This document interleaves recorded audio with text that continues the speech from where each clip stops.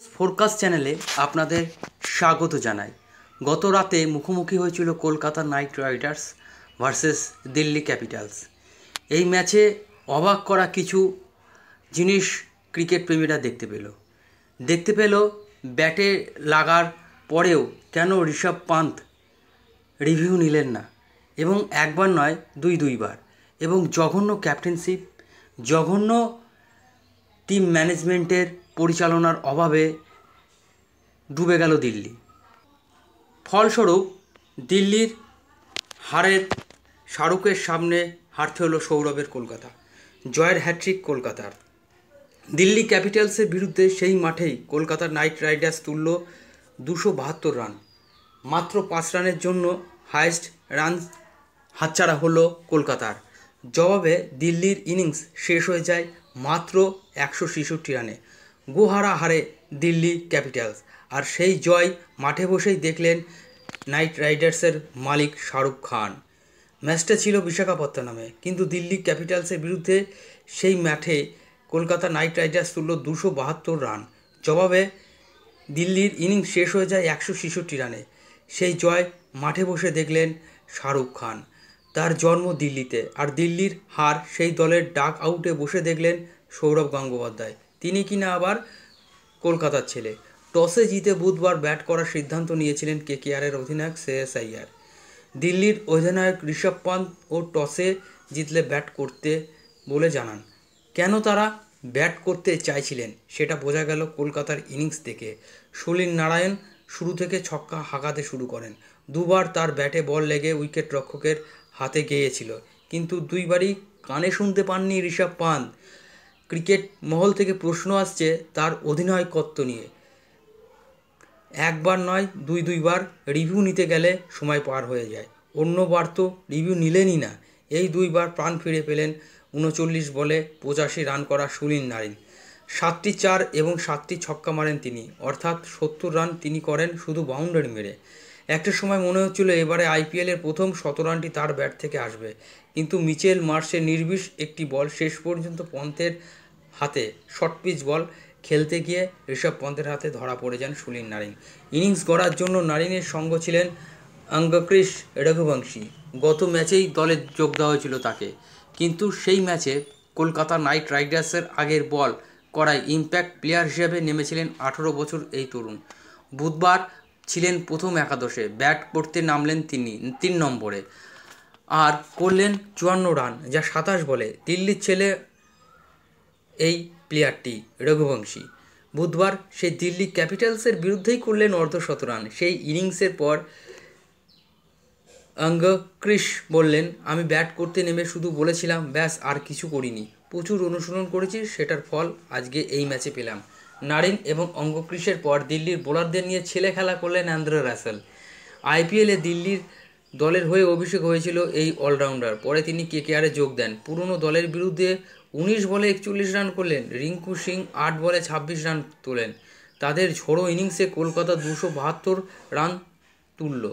দিল্লির বিরুদ্ধে বুধবার মোট 18টি ছক্কা মারে কেকেআর ব্যাটসম্যানেরা। ভাবা যায়, দিল্লি ভুগল স্পিনারের অভাবে। কুলদীপ যাদবের চোট রয়েছে, তিনি এই ম্যাচে খেলেননি। অক্ষয় প্যাটেল ছাড়া দলে কোনো স্পিনার ছিল না দিল্লির। পেসাররা যেভাবে ছাপ ফেলতে পারল না।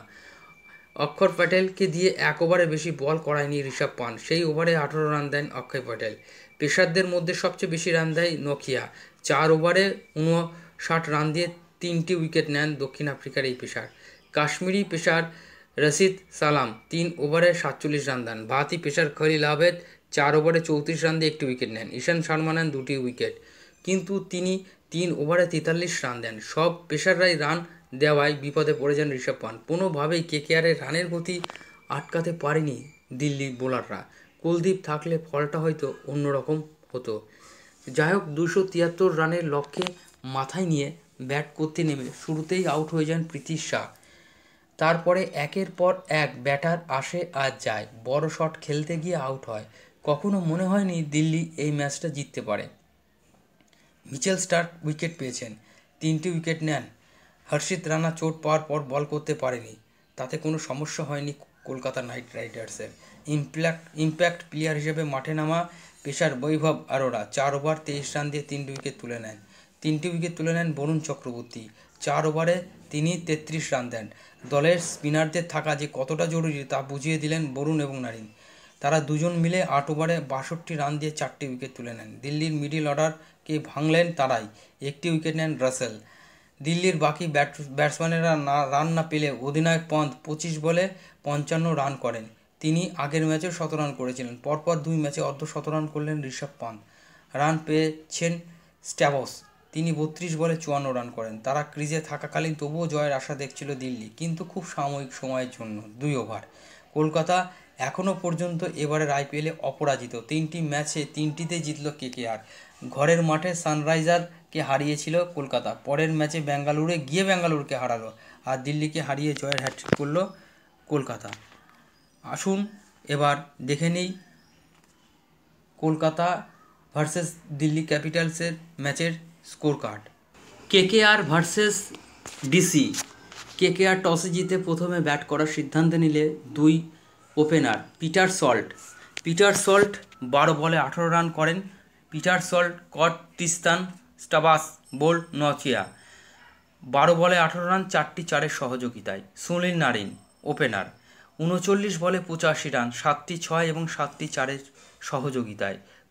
Rishabh Pant, bowled Mitchell Marsh. Angkrish Raghuvanshi 27 বলে 54 রান, 5টি 4, 3টি 6-এর সহযোগিতায়। ঈশান্ত, বোল্ড নকিয়া। অ্যান্ড্রে রাসেল 19 বলে 41 রান, বিধ্বংসী ইনিংস, 3টি 6 এবং 4টি 4-এর সহযোগিতায়। বোল্ড ঈশান্ত। শ্রেয়াস আইয়ার 11 বলে 18 রান। তার ফর্ম নিয়ে এখনও চিন্তার ভাঁজ আছে কলকাতা ম্যানেজমেন্টের কাছে। ডেভিড ওয়ার্নার, বোল্ড নকিয়া 8 বলে 26 রান। রিঙ্কু সিং 3টে 6, 1টি 4-এর সহযোগিতায়। ডেভিড ওয়ার্নার, বোল্ড নকিয়া। ভেঙ্কটেশ আইয়ার 2 বলে 5 run, not out. Ramandeep Singh 2 বলে 2 run.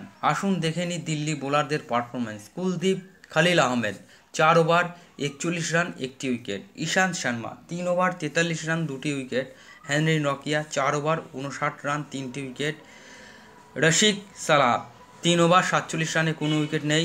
Sumit Kumar 2 over 19 run. Axar Patel 1 over 18 run. Mitchell Marsh 3 over 37 run, 1টি উইকেট।